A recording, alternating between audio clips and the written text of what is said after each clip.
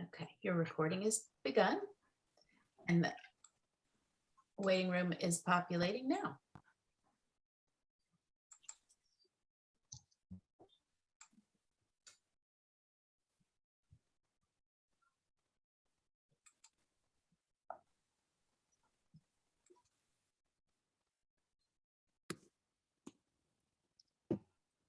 Let's wave to everybody as they come in. Shaka. Aloha. Aloha. Welcome, everybody. All right. Everyone is in from the waiting room, and I'll continue to let people in. So you should begin. Okay, great. Okay.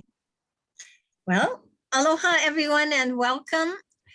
We're greeting you here. Sister Malia and I are greeting you from Hawaii, and we're very happy that you could join our workshop.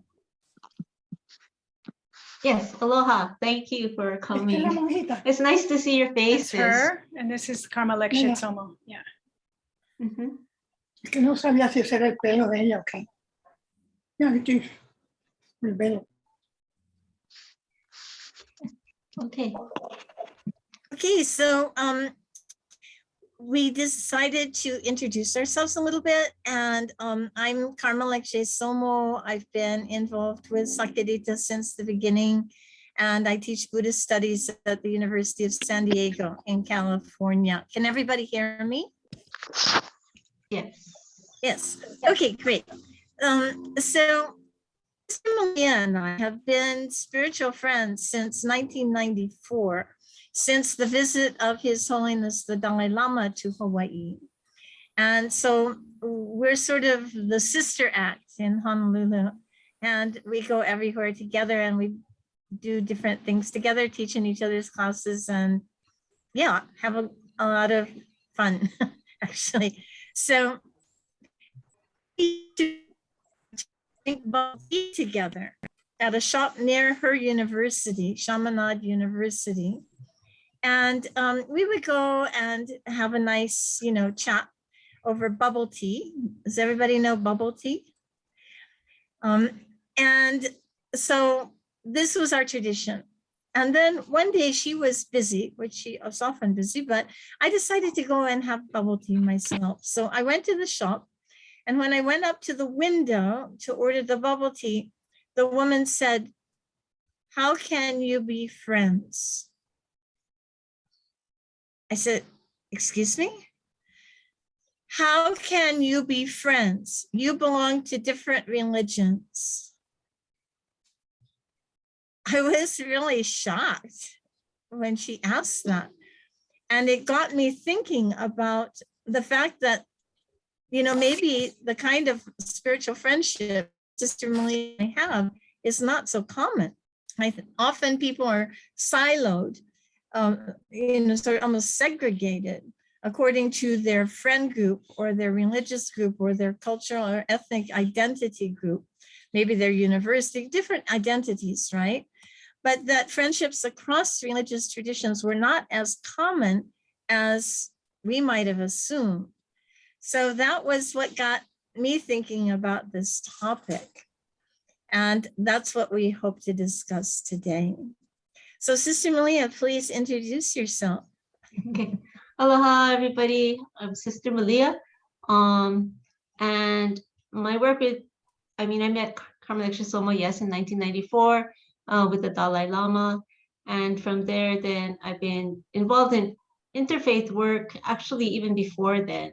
But one of the things that was interesting was, I remember in the Thailand conference, as I was exiting the campus, that one of the volunteers had asked me, it's exactly the same thing. How can you two be friends? And how can, he become friends, with others of other faiths? And then I said, well, it just takes an interest. We're just saying hi, or just, beginning with a smile.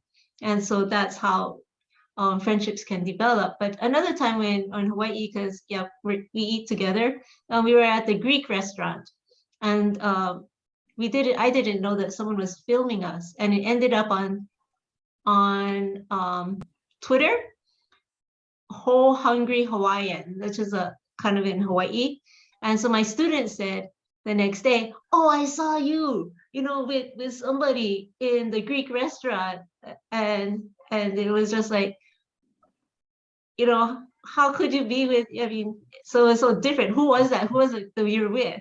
And so then I explained to them. So yeah, kind of celebrities in that way. But otherwise, I'm grateful to friendship takes time to cultivate. I mean, there are some times that we, have our, like any kind of relationships. But then is for like, what purpose are we seeking, and how is the journey? So that helps the pace of the journey, growing together. Thank you. So let's begin then with some little questions. And so because I have the enticer here, this is called Godiva. So Lekshe, I have a Godiva for you. And you can get it later. It's a chocolate. See, she likes chocolate. I know that about her. So I get to ask the first question. Come on, we just had 10 questions for best friends, right? So,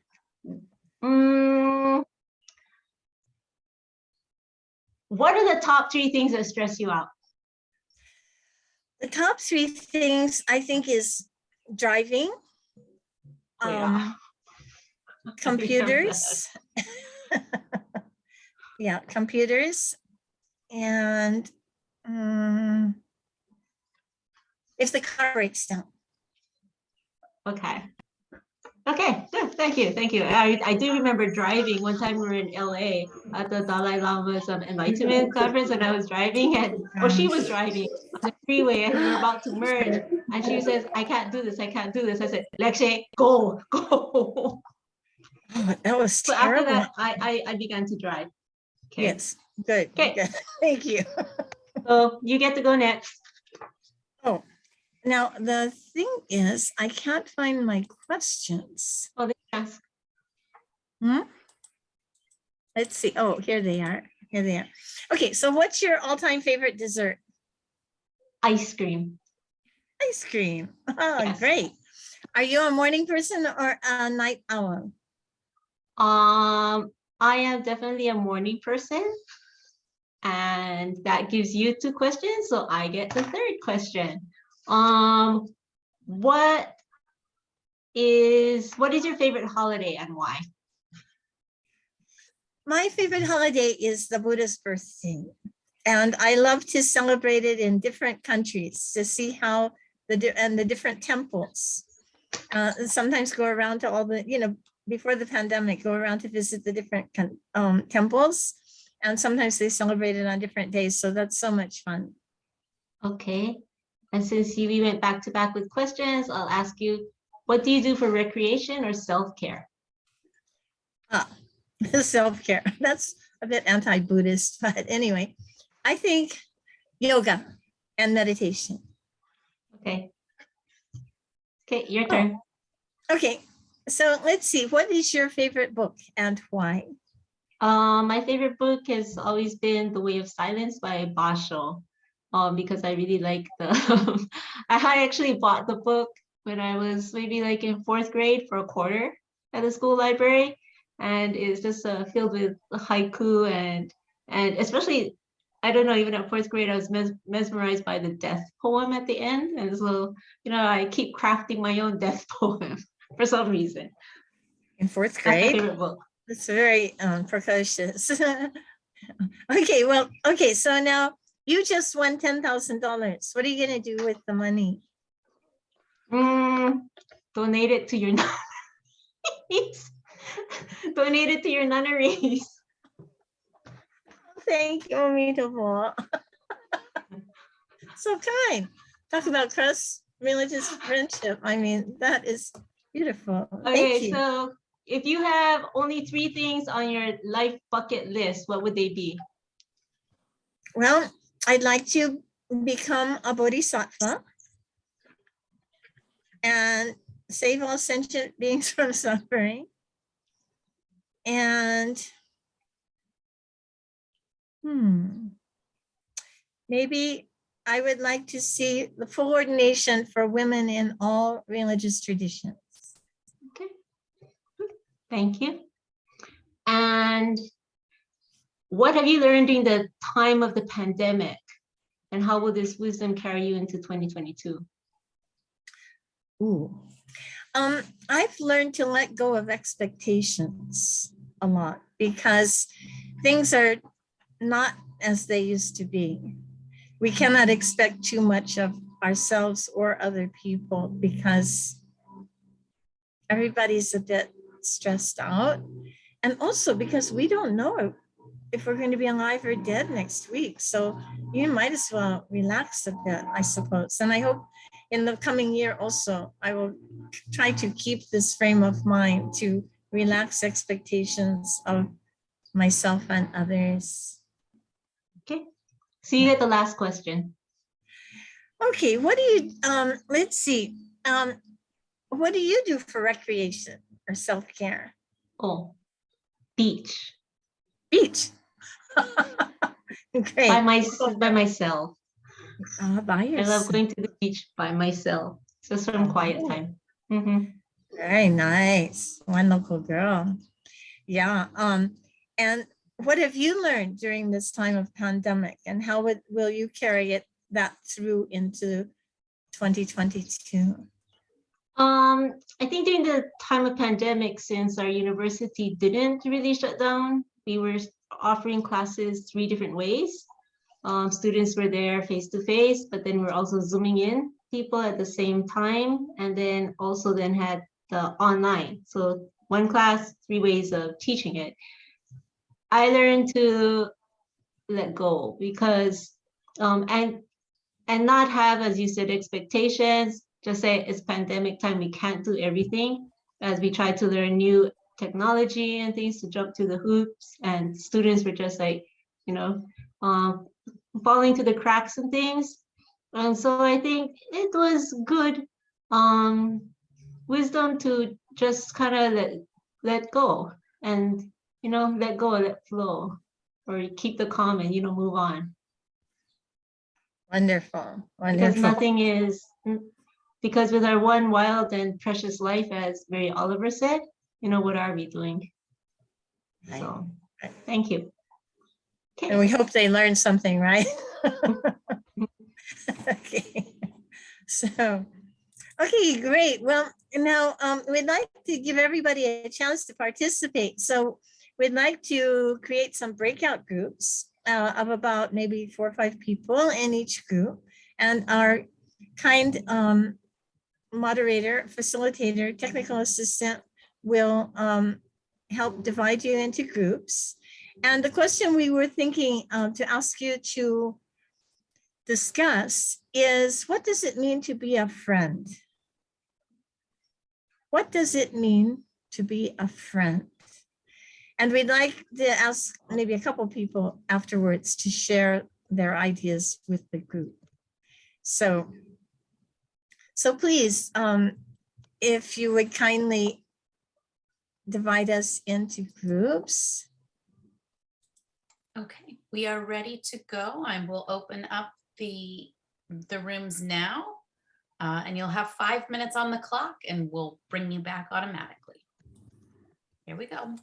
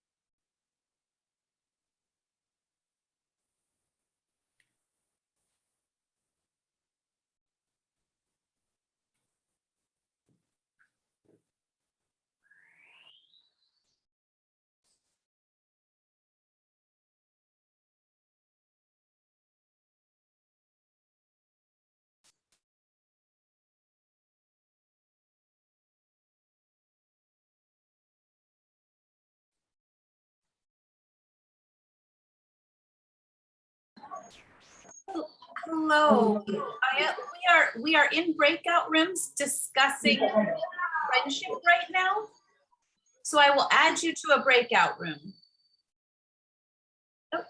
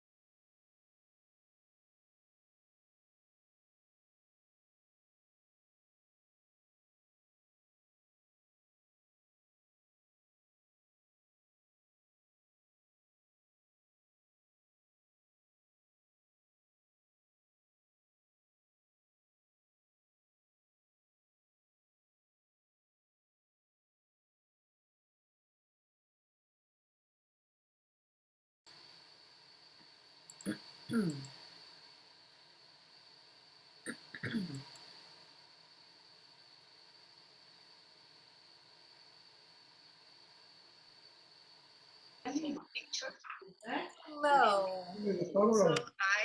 We have 1 minute left of a breakout room, so people will be coming back in about 30 seconds, and then we'll resume. So if you'll just be patient for one more moment, folks will be popping back in.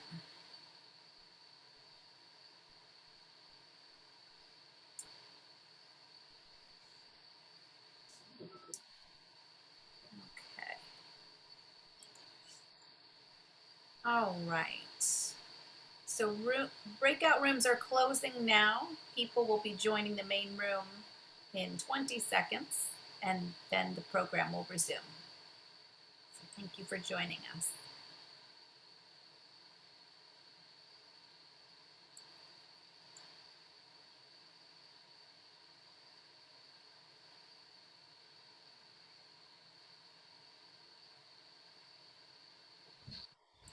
Our third.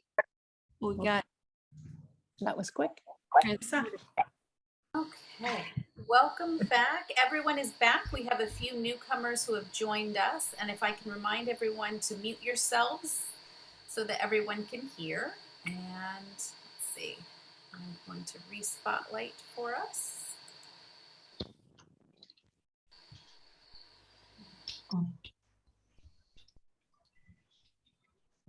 Oh, you guys is spotlight actually. Okay, good. Okay.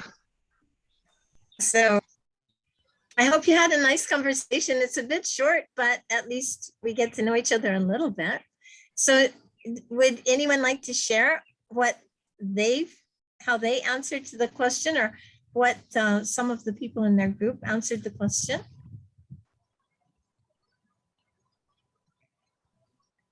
So you can raise your hand or even just, unmute yourself and then chime in since we're a small group.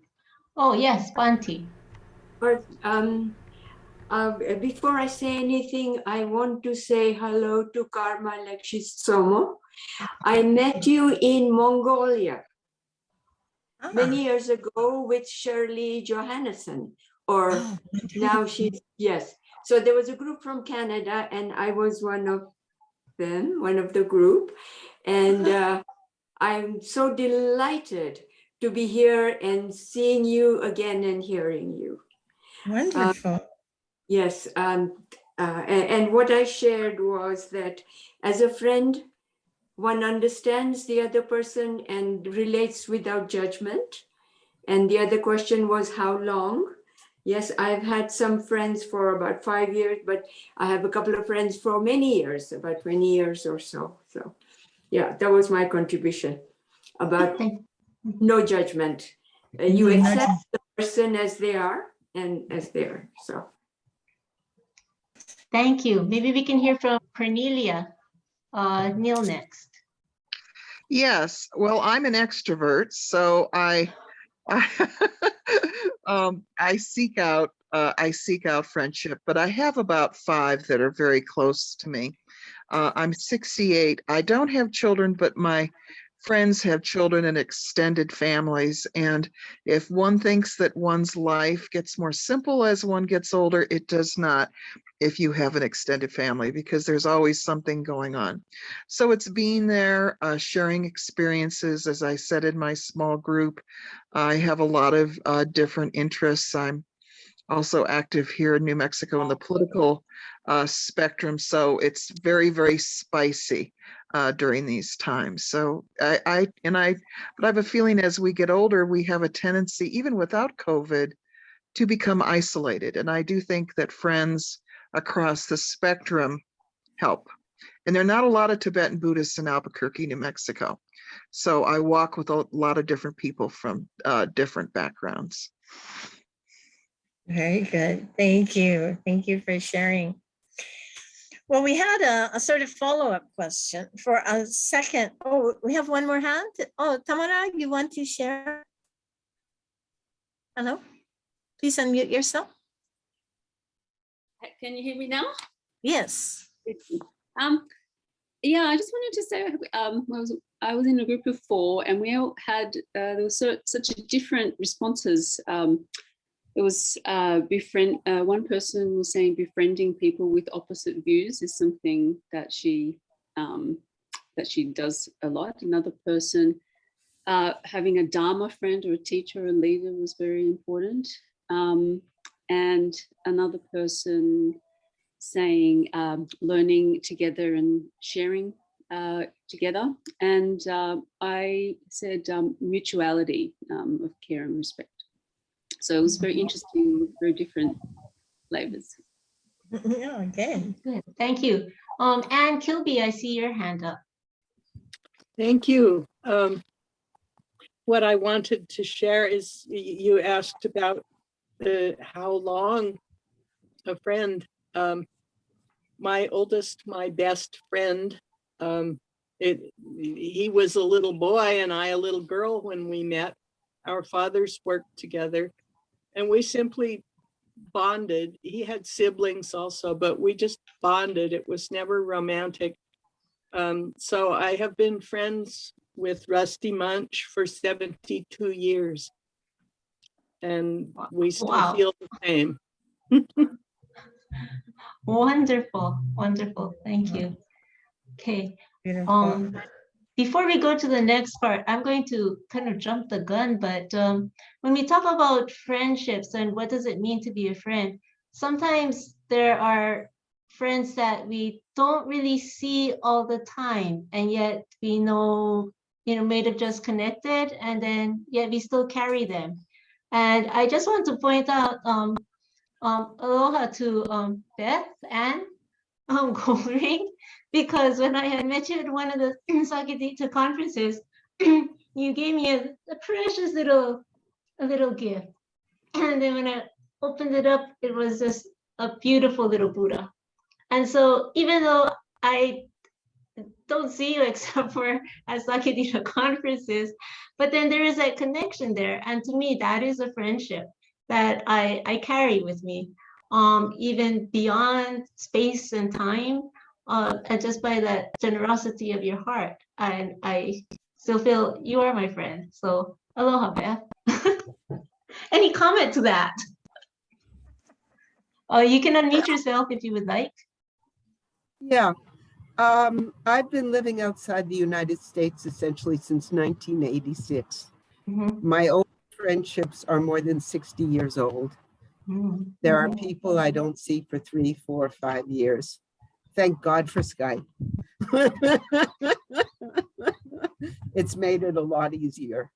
But this business of having people in your heart over long periods without seeing them, and then the absolute delight of seeing them again, like seeing you, seeing Lekshay. I mean, that's familiar to me. And it's something that I'm, you know, I almost take it for granted in my life. And that doesn't mean that I'm not boundlessly grateful for it. So I understand exactly what you're saying. And I feel precisely the same way about you. And I'm just really happy to be at Sakyadina and back with everybody, even remotely. Thank you. Thank you. Mhm. One thing that said in our group was that a friend is someone that you think more about than yourself, which is very beautiful. And if we could extend that to the concept of unconditional love. And someone else said it's friendship is listening and responding. So those are further aspects of the question. We could probably talk all day about this. But let's go on to our next question, which is a little bit different in nature. What is the nature of religious identity? What does it mean to identify oneself with a particular religion or religions, or perhaps no religion? So again, we'll take 5 minutes with this question in small groups, and Alicia will divide us up in small groups, and then if we wish to share. So what is the nature of religious identity?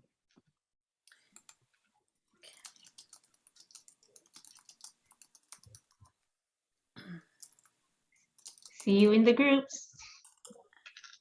Okay, the question is in the chat for those joining us late, and the rooms will open now.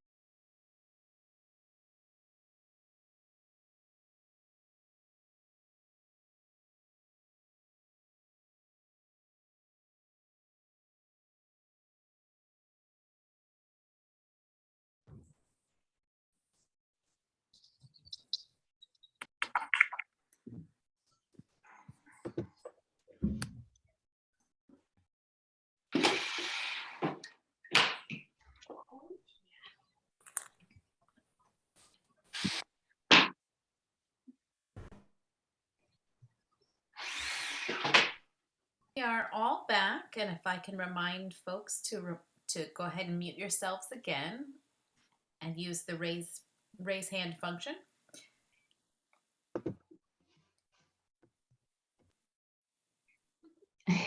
So as I didn't finish in my group because of time, but then anyway, when we think of religious identity, and I told them that this question that you posed, Lekshay, I didn't understand it, but then my group helped me to understand it.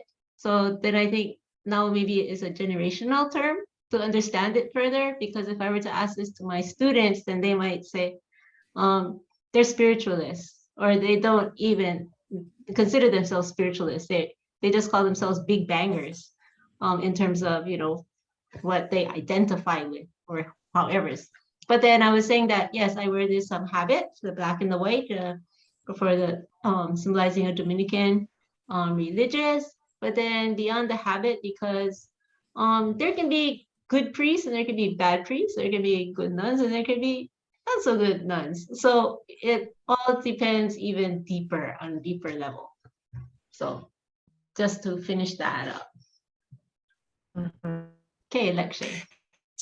Well, religious identity would mean something different for each person. And of course, depending on our education, our background, family background, and so forth, absolutely, it would differ. And then it would differ if one identifies or is an ordained a monk or nun. Of course, we're rather visibly religious. So people expect us to believe certain things or act in certain ways that may be correct and sometimes might be completely off. They expect us to be angels, for one thing, which is, you know, a little bit unrealistic. But maybe it's a blessing too, because we have to be very careful not to get, you know, outrageous and, you know, angry and so forth. So that's kind of a blessing.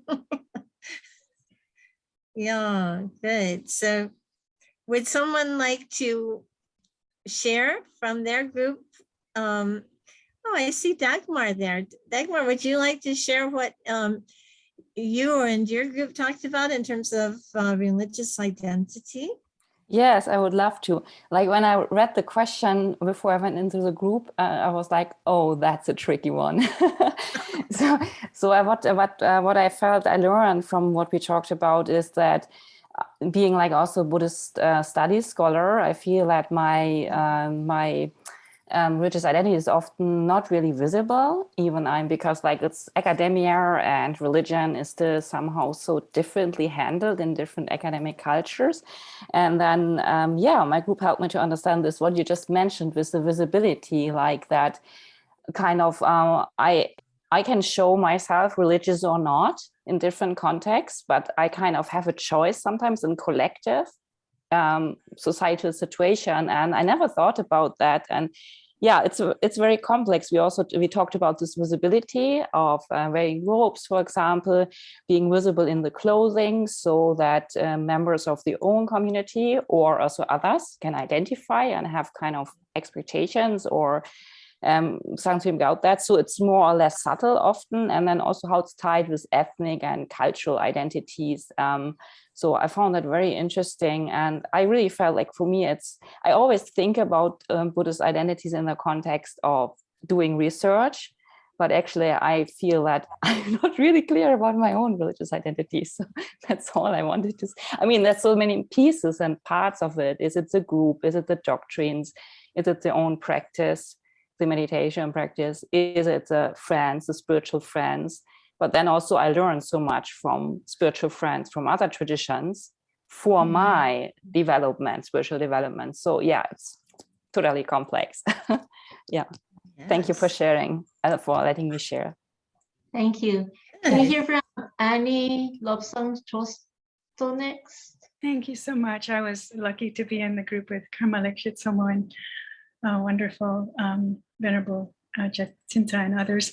I realized that I was sort of grappling with the paradox, and the paradox is that I don't really feel identified this way, and yet I think of the four sights that the Buddha experienced, and the last one being a mendicant, and really, as Venerable Karma Lekshit Somo was saying, that we have. It's really a symbol. We go out and we represent an alternative way of living, and that's just. But it is for me paradoxical because I don't strongly identify, and yet definitely the what we represent carries great purpose, I hope.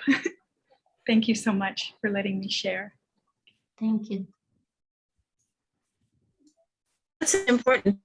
We don't necessarily represent a specific religion, but we represent another way of living. You know, I mean, even sometimes Catholics will come up and confess to you. So they're seeing something completely beyond the robes, or they're assuming something, perhaps. You know, interesting. Someone else.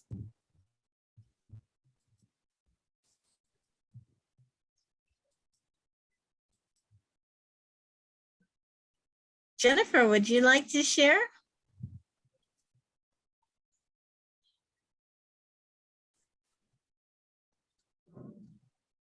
Please unmute yourself.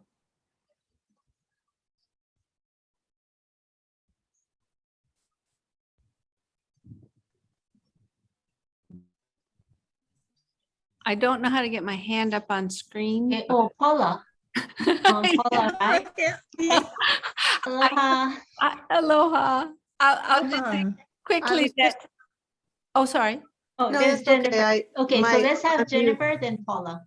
My Thank you. unmute wasn't there, but I think Okay. the difference between a monastic that you're visually representing versus in our group talked about the personal feeling of identity and how you project that into the world. And one of our participants said she was suspicious of anything that was institutionalized. And for me, I talked about how you can change. I grew up a Quaker, and it feels like family. I still at home there, but I left my family for Buddhism. And when it comes down to it, my own experience in life is the things I've learned through there has been true and reflected reality. So I'm probably biased, but I do feel like the Buddhist view has just been such a source of refuge. Good. Thank you. Paula?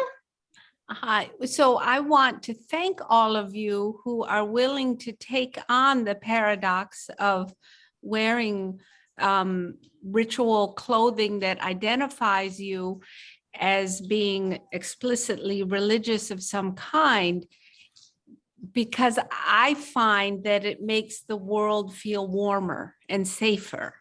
Even though I don't want to be identified in a specific way, I'm grateful for those who are willing to take on that mantle. So thank you.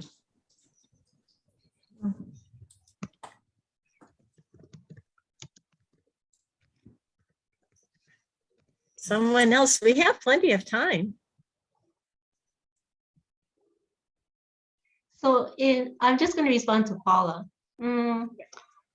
So wearing robes when I used to catch the bus, I became more of an easy target for people of attraction, and sometimes it wasn't very nice things that came out of people's mouths,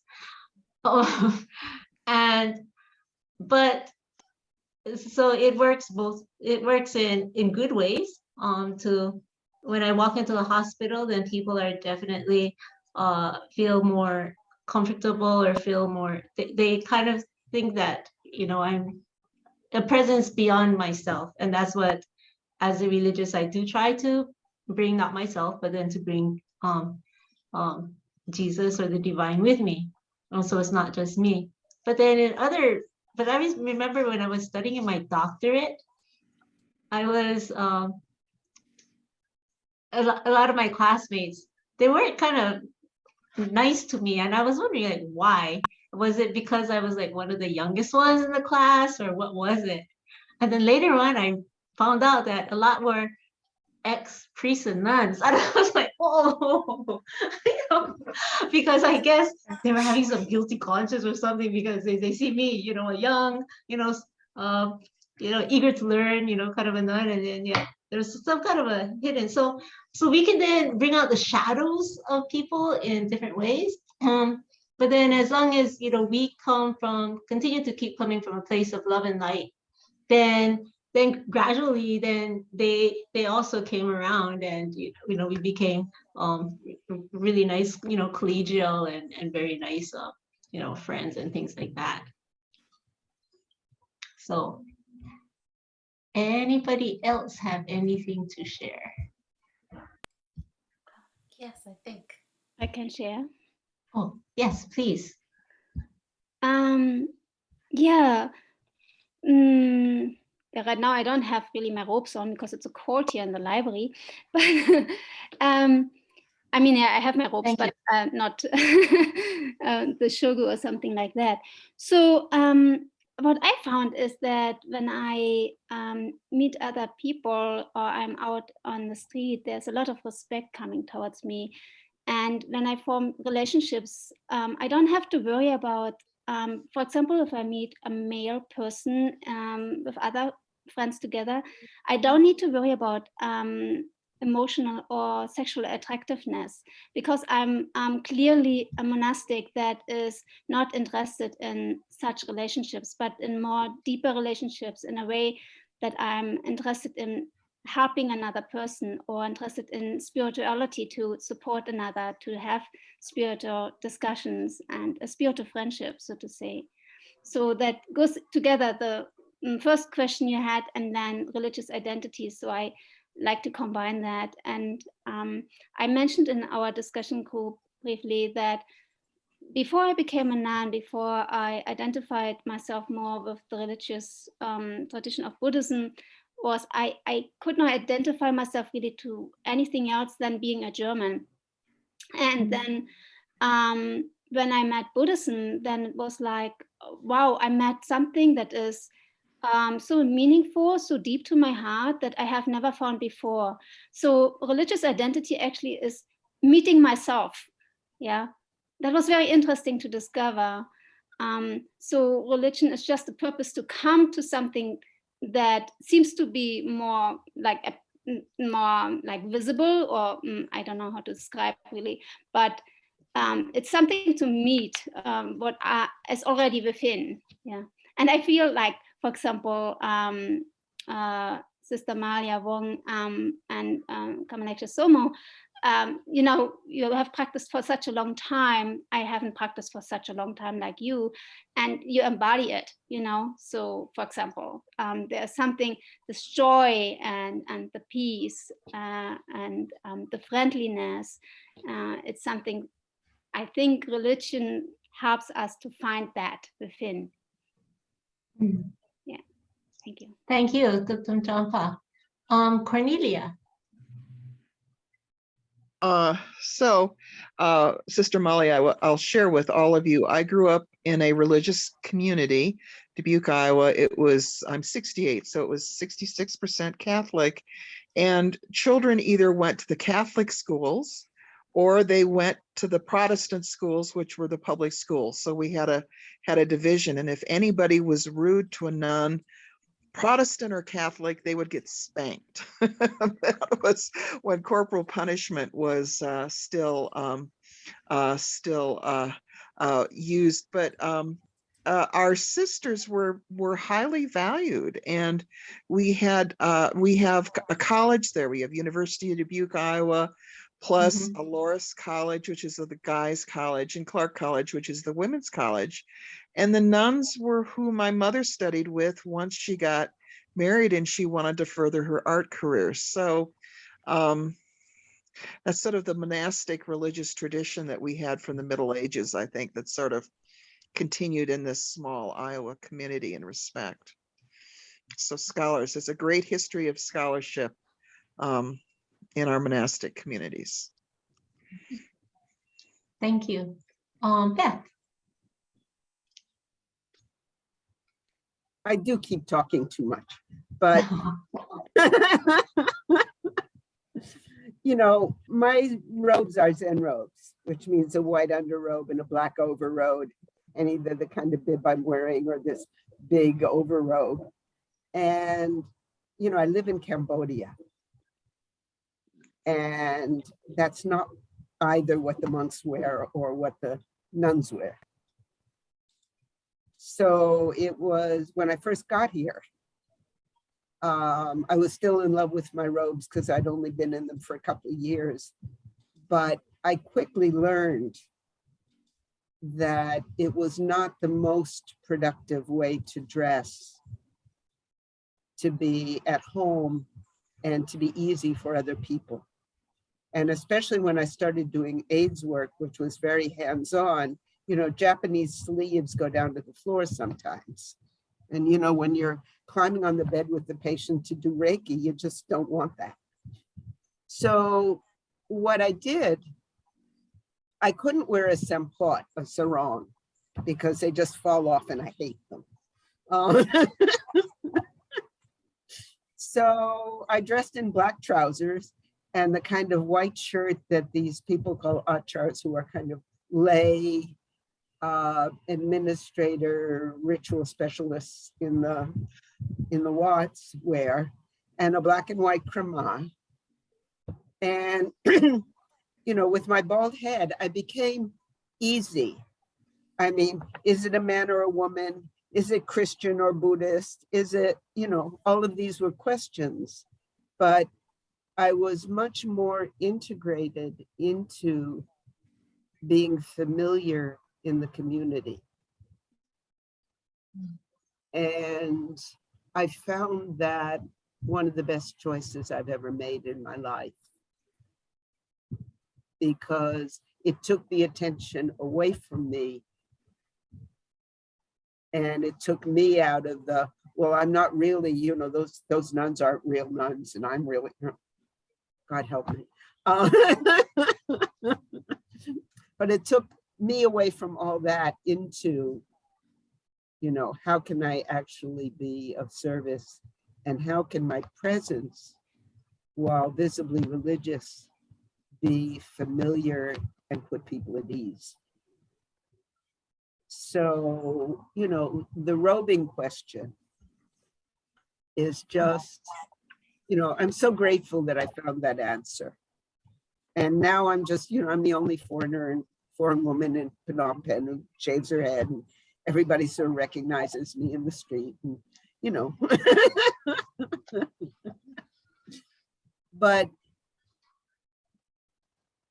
I think, Sister Malia, you're, you know, when you say it's recognized as embodying this, and Lekshay, when you, it recognized as embodying a certain kind of life, that the visible symbols of that embodiment can have a tremendous, tremendous range of flexibility.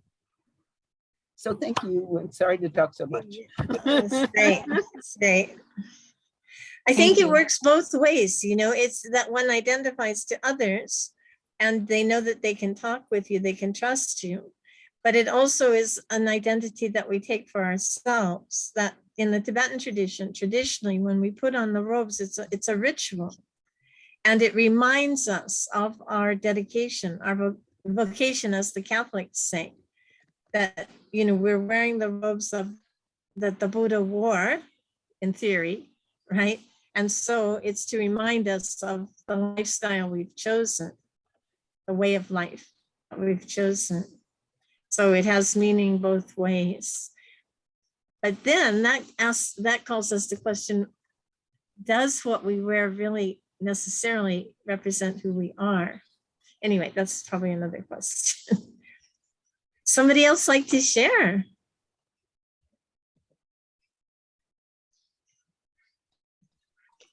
I will.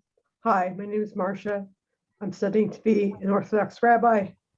I was very honored to be invited here. I'm very interested in interfaith issues. I'm not very visibly Jewish. Unless you are Jewish, then you can tell that I'm religious based on the way that I dress, but it's a very subtle code. But because I'm a woman, men have an outfit to wear, you know, they have long black coats and black hats and beards.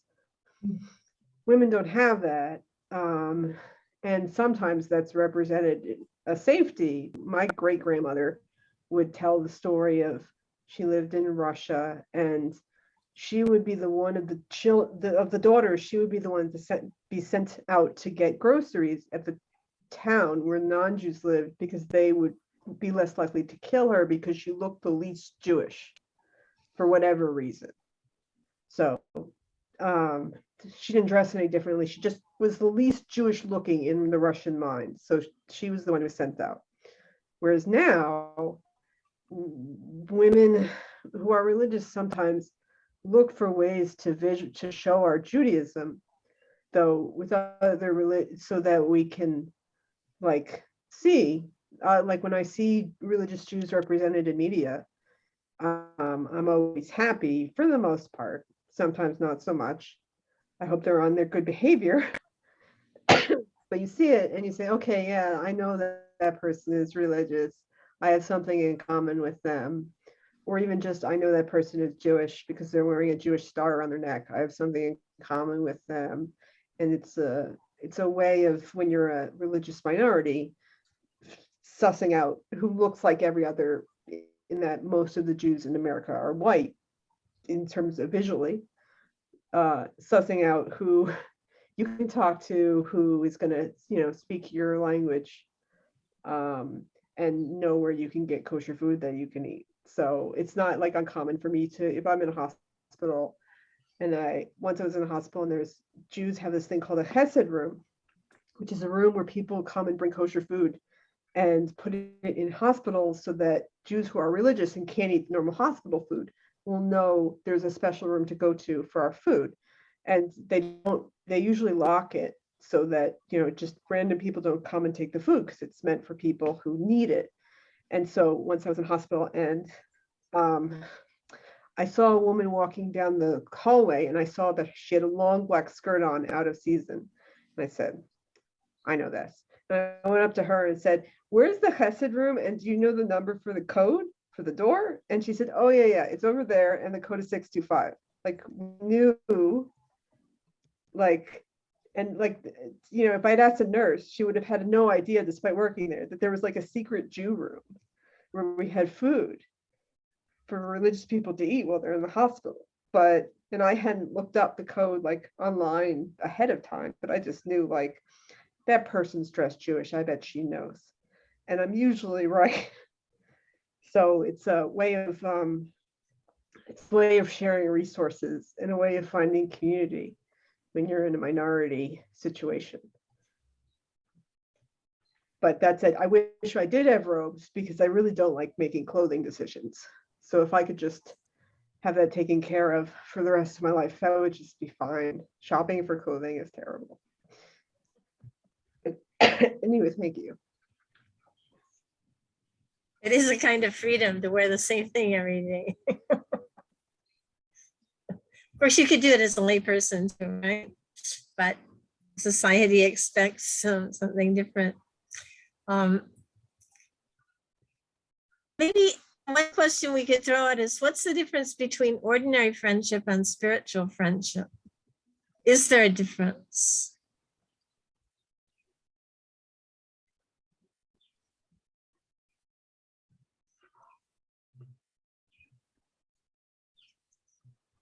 Has anybody got any ideas about that one? Cornelia? Sure. I think in Tibetan Buddhism, we have, here, let me get my video out. We have a text called Words of My Perfect Teacher, and there is actually an outline for spiritual friends. I have a Sangha that I work with in Westminster, Lopen Rinpoche, and it's a Sangha of about 50 active people, and we support one another in our spiritual activities, our meditation. We take classes together. We discuss the texts that we're learning from, and we also support one another as we walk through life. So it's a different type of friendship that one has versus the people that I walk with that are outside of my Sangha. Now, if it's a very religious person, we have a strong Catholic tradition in New Mexico Fortunately, since I've grown up in a strong Catholic community, it's, I can go to midnight mass, I can go to, I'll go to communions and things like that. So I support the person in their faith. I don't contradict them or argue with them. It's just good manners, and listen to them when they articulate what their foundational beliefs are.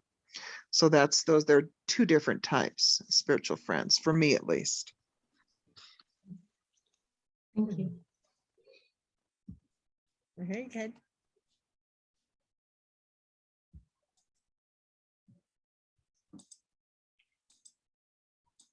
Someone else? Darcy, what do you think?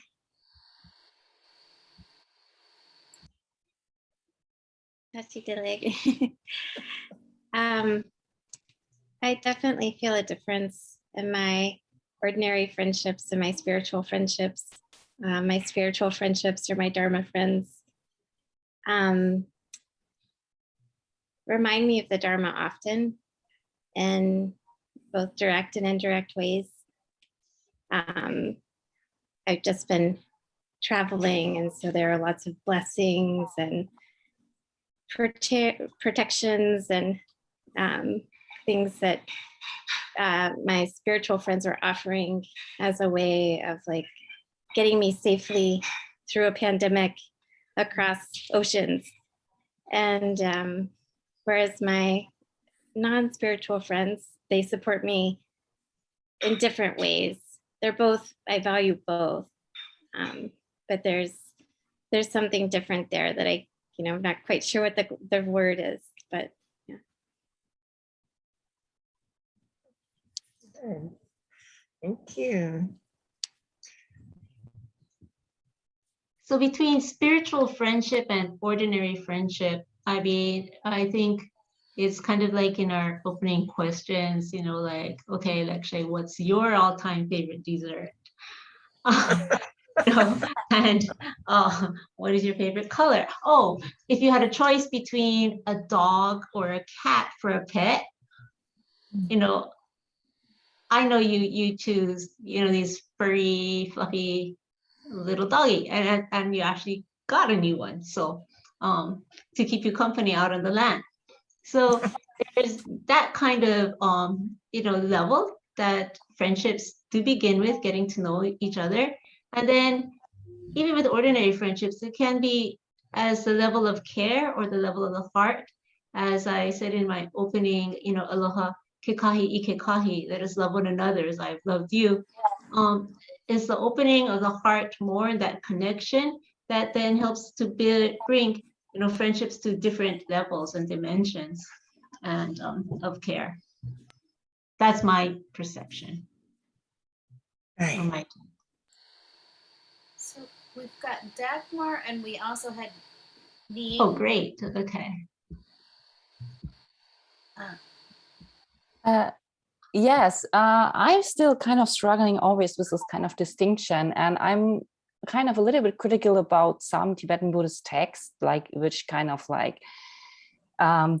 identifies a spiritual friend, which, for example, has to be in the tradition. Like there's kind of sometimes not so much of religious tolerance, and texts which were written many, many centuries before, also in a surrounding where basically Buddhism was the religious language spoken, right? So there were not so many outsiders, so to speak, even this language employed. So sometimes, while of course as a Buddhist I have my Sangha, and I've always in my practice over many years thought, okay, this is my spiritual friends, using also the terminologies, I've been becoming a little bit critical about that in recent years, wondering if I am really deep inside of myself tolerant in a way of, defining my spiritual friends necessarily only in my own tradition.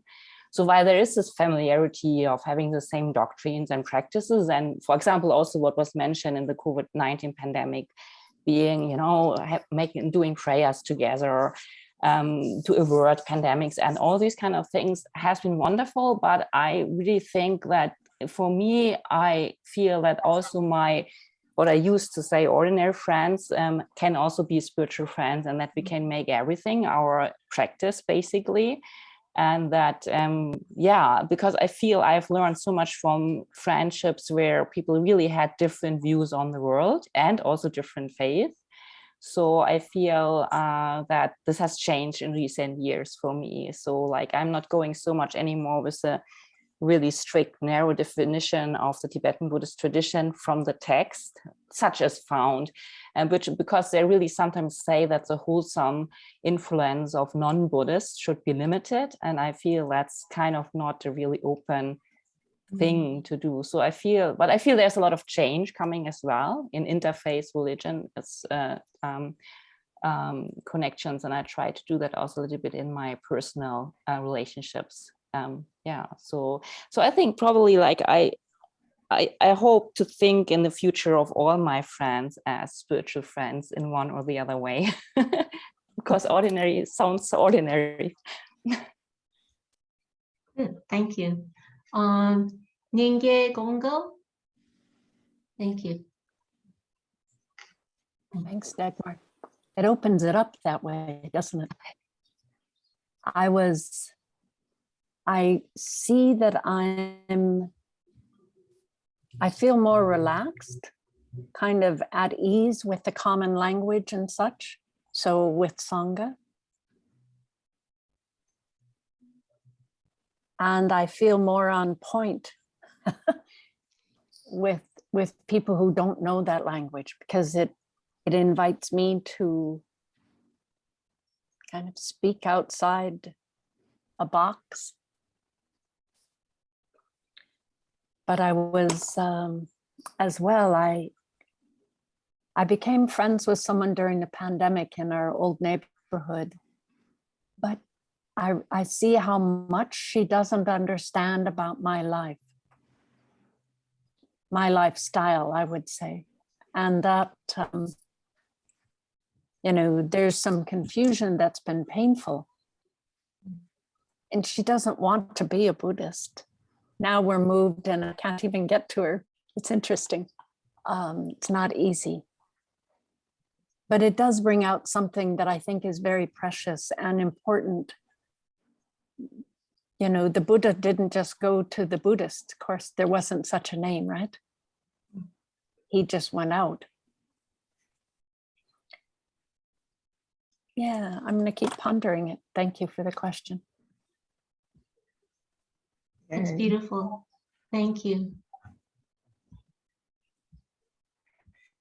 We could ask a further question. What are the challenges of interreligious friendship? And what spiritual means can be used to resolve them? I was thinking on the last question, I was thinking one thing I've noticed is that sometimes when people don't have a spiritual path, they talk about silly stuff. I mean, you know, like sex and food all the time and just gossip. Of course, the spiritual people could also do these things, but I find that it's, and what they're going to buy. There's a constant need of what they're going to buy. That seems a little bit like a time waste, you know? Whereas if you're with spiritual friends, and I mean, my friends, my closest friends are Sufi, Hindu, Catholic, and also Buddhist. And we seem to understand that those conversations are limited somehow. I mean, and also because you feel comfortable to talk about spiritual things, whereas people who have they're not at all spiritual or religious, sometimes they don't really appreciate a conversation about spiritual values, for example. That's just my experience, just sharing. But on this idea of interreligious friendship, what could be the difficulties and how, or the challenges that we might run into? I'm going to start with something more on the positive side. So for Christmas, especially during this pandemic time, I got the rest of my community. I live with a community of 9 other religious nuns like myself. And so I got them all into the kitchen. I said, let's bake cookies. and just put them out by the door. So whoever comes, just give them a bag of cookies. And it's something that we kind of started last year, but hadn't done before. And I said, it's the pandemic, we should go out of ourselves more and things. So we had some extra bags of cookies. And so then I thought, I remember Bishop Armando Dayo at Izumo Taichokyo Shinto. And I remember one time he was asking me, why does the Chinese temple have so many fireworks and is so noisy, around a certain time of year? And that was Chinese New Year, because he didn't understand, even though it's all in the same neighborhood. And then because of the Fujitani interfaith work that I do, then I had met Reverend Nori, Yaki Fujimori, Hompa Hongwanji, and Palolo, as well as now my Dharma mother, Eishin Matsumoto, at Palolo Kanon. So I said, oh, all of these years, we've never really shared traditions. Sometimes they would invite me to Wasak or to, Rohasu or different things, or we just kind of where I bring my students over or different kinds of things, or interfaith programs, but not really to just share a tradition. So I went over and I had a little Christmas card, kind of generic, but then I said, here's some cookies. And then they were just like, huh? For me, because I know in America, they will celebrate Christmas just because of, even if it's just the commercial word, happy holidays or Christmas. But for me as a Catholic and then with interfaith, then I said, come on, step up to the responsibility, especially during the pandemic, to let people know you care. And so I passed out cookies to my patients. And yeah, and it was just a wonderful thing. So to just even step beyond the boundaries of greetings. And so in terms of some of the challenges and what skillful means can be used to resolve them. So one of the things is just happened yesterday. Lekshay was having difficulties with her internet. And so then it was already like 10:30 p.m. after the panel last night. And so I've been kind of sleep deprived because for Christmas holidays, I really don't get much sleep because we do, different kinds of religious functions. And so then she said to me, oh, can I come over and then we'll do our panel together? And I was sleep deprived, got off a panel with being moderator, I was like nervous. And then I was like, wait. And then she says, why are you pausing? Does that mean, and I was like, but first of all, I'm an introvert, so I need time to, and I recognize that. So I said, well, can you ask me tomorrow morning? Because in the back of my mind, I was thinking I have a community and the community's been really concerned about the COVID spikes and different things. So I did mention to them, say, oh, well, we'll need to wear masks and stuff like that. But because I live in a community, which people might not realize, I have to have permission from my superior, and then other things like that. And next day, she lives by herself or with her little doggy, so she doesn't have to ask permission of anybody. So those things were going in my head, and then I asked them this morning, and they said, okay, it's fine, and things like that, just to make sure. Otherwise, it'd be like, oh, Maria Dominica, what are you doing? This and stuff.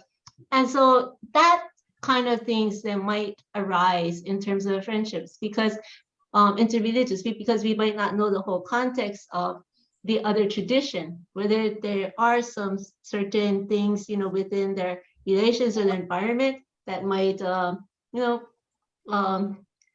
impede them from making a quicker, decision, or or how much they can outreach. So that's my little that's skill. good. That's really Thank good. you. Now you know. It can Yes, also thank be you, with Jennifer. Yeah, Jennifer. I was thinking of one of the obstacles for me is that if it's interfaith, I can respect the other person, but I don't have the intimacy. And that the real spiritual friends I so enjoy. I mean, 50 years ago, and we were just getting turned on to the Dharma. And we were debating whether the hell realms were literal or not, or metaphorical. And we had opposing views. She was absolute, one way or the other. And this talk with her when we were discovering the Dharma and the small group was just so exciting. And the other thing is as you get older, I don't know if this is true for other people, but I don't have the interest. It takes so long to get into one. And now there's been so much stuff translated that was not available in the 70s that I don't have the interest in listening. When we talked about listening and responding as a key to friendship, which I think is true, I don't have it to listen to the finer points of other religions. So that's kind of an obstacle.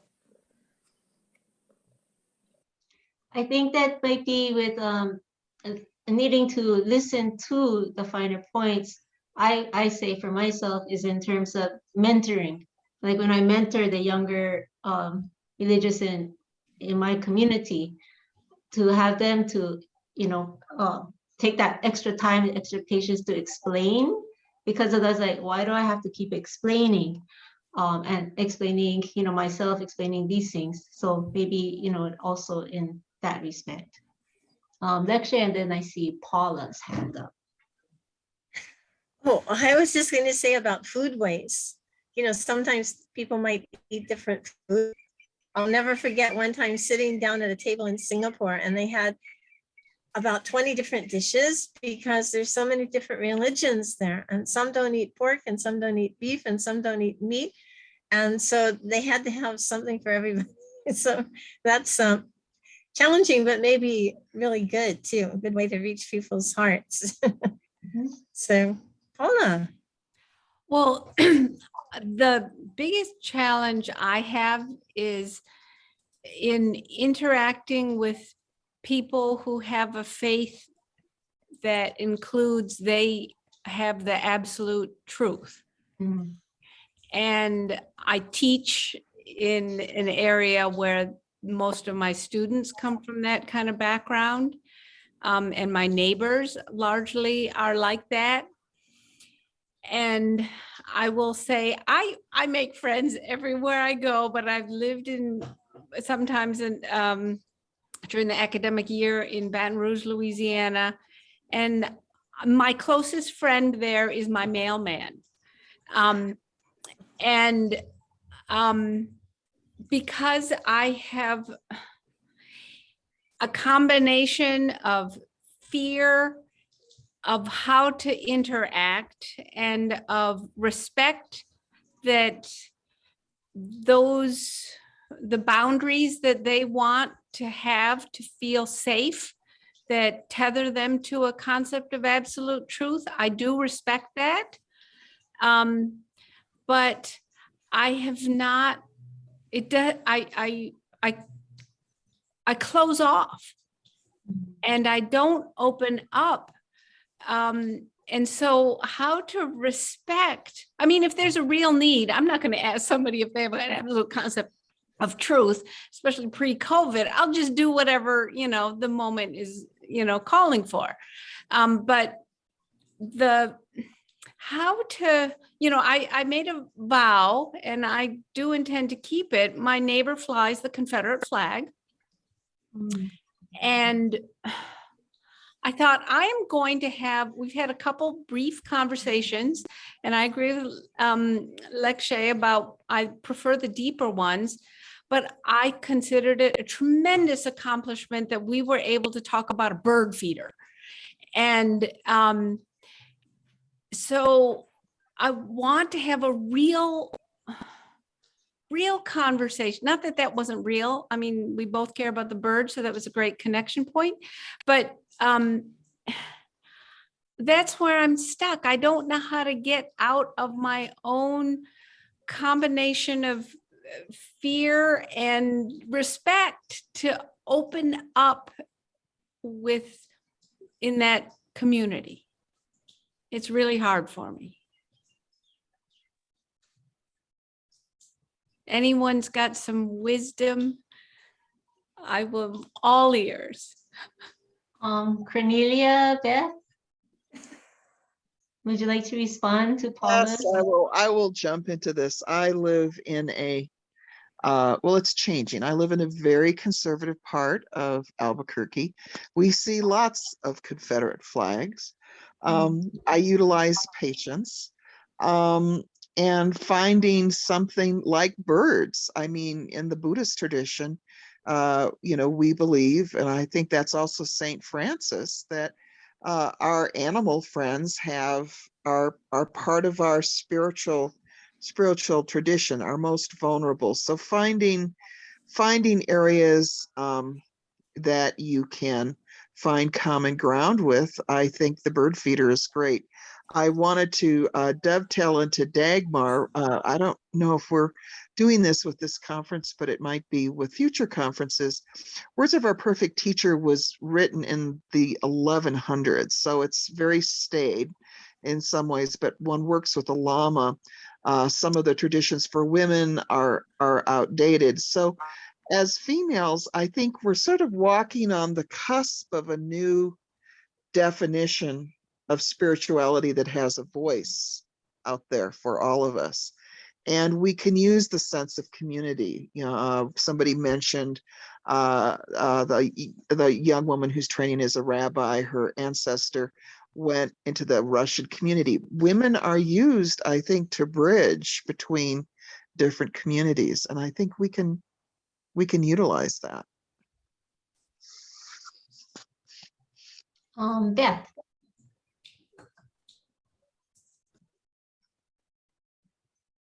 Please unmute yourself. Beth, please unmute.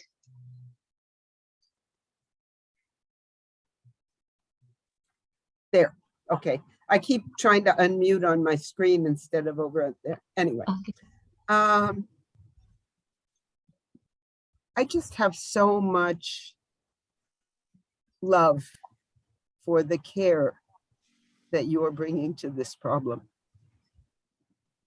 I'm very much too much in the other direction.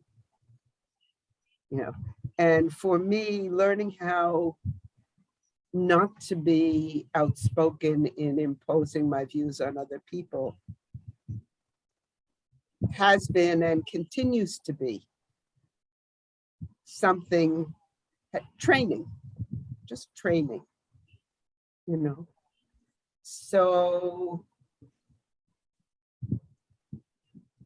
it's been my experience that when we're present, over time, people relax and are not as invested in imposing their views on us.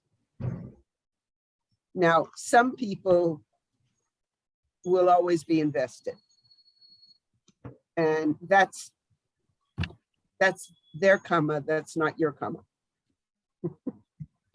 But being able to open up and speak, we don't have to talk with everything about everyone about everything. Maybe 95% of our lives are not any of their business.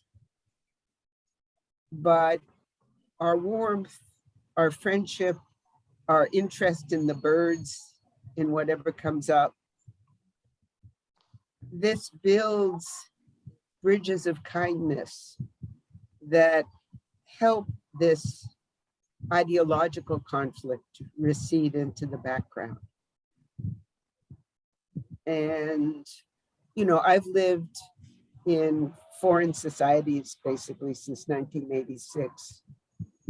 And there have been times when there have been things I absolutely could not say, even though I had to write them extensively to people I could say them to. But for me, it often helps to look not at the content of the view, but at the dynamic that is holding the view in place. Where is the fear underneath? What are the actual conditions of life that support that fear. If someone is engaged in hate, how is that hate displacing the immediacy of their lived experience? So for me, the more I can make contact with the immediacy of my own lived experience,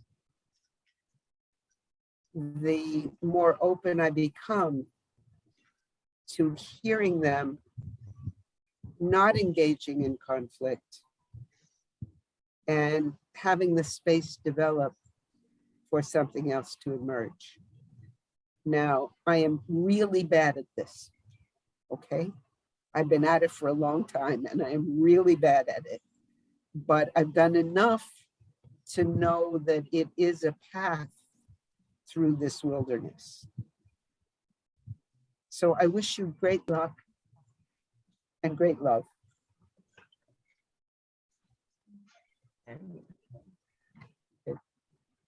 Thank you. We have less than 5 minutes left, but Paula, I just want to a comment. So even in university settings, it's a Catholic school, but then it's become a lot more secular because a lot of the faculty and staff are secular, and just so I kind of also get it a lot that no prayer, just kind of, putting down and things like that. But that's my work condition, my work environment. And so how do I deal with it on daily, especially sometimes in faculty senate meetings? It's just like, oh, Catholic, it's hello, but we are Catholic. But then you have this cutting down and things like that from other faculty and things that don't understand. So but what it is, just try to keep being me and try to be true to myself. And, maybe one by one, I can touch another faculty, at least to see that, okay, there's something good, through my witness. And so you bearing the witness that you do on your, in the Buddhist presence, in your environment and things, and just keep that loving kindness going, because that's what the world really needs right now. Okay, so Lekshay, we do have about a couple more minutes. They said we can go over a few more minutes. Okay, that's nice. I was thinking, dealing with the issue of conversion, often people have very probably well-intentioned goal of trying to convert other people to their point of view or to their religion. So often, I don't know why they approach me. You'd think they try to convert somebody who's undecided, but they'll come up and, oh, you Buddhists, you don't believe in God, and then I found a solution, and I would just say, oh, what do you mean by God?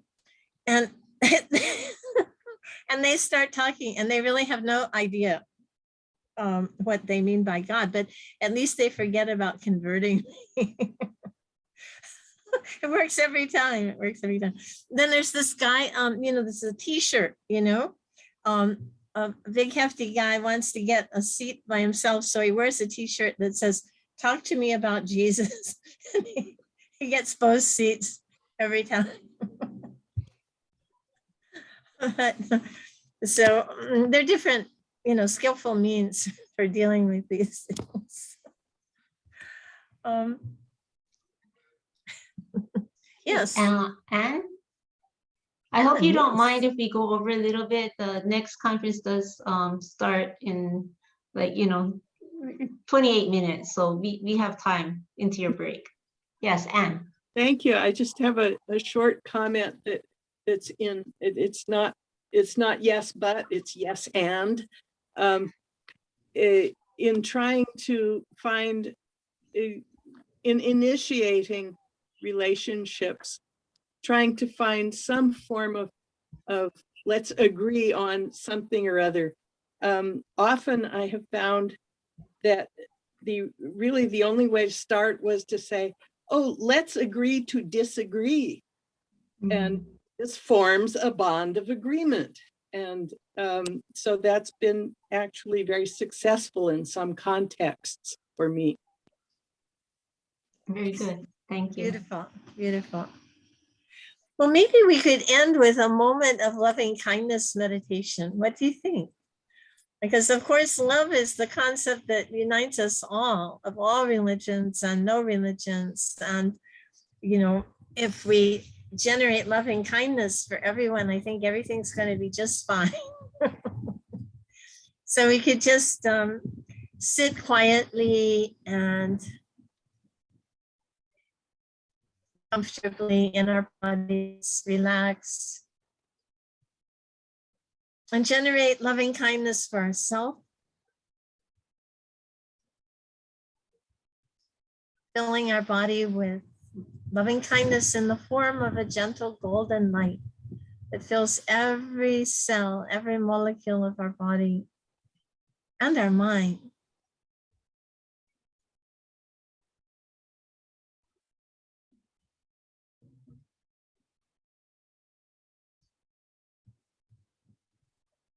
And then share this loving kindness with everyone here in the circle today, all of our spiritual friends. Imagine each and every one of them also filled with loving kindness.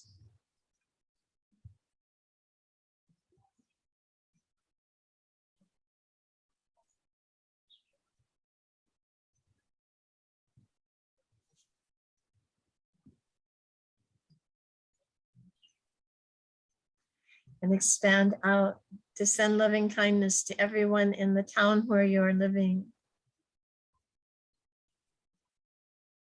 the state where you're living, the country where you're living.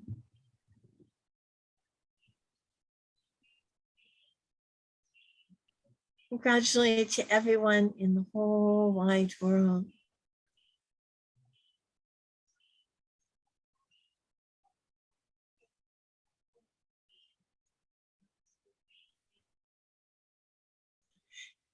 May they all be peaceful. May they all be happy. May they all be free from suffering.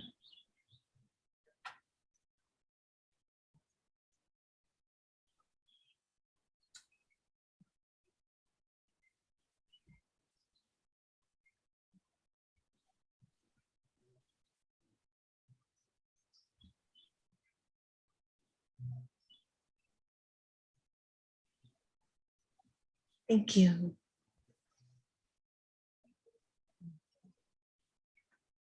Thank you all for joining us for our little workshop today. And I just remembered on the first day we had the little film called Warrior Spirit. So even though we might feel alone in this great work of developing friendships beyond religious identity and things, just sometimes you might feel like a lone warrior, but then even if so, then dance, because you're not alone. Thank you. Thank you. Aloha, everybody. Stay healthy and happy. Best wishes for the coming year. Yes. Aloha. Thank you. Aloha. Thank you, everyone. Thank you.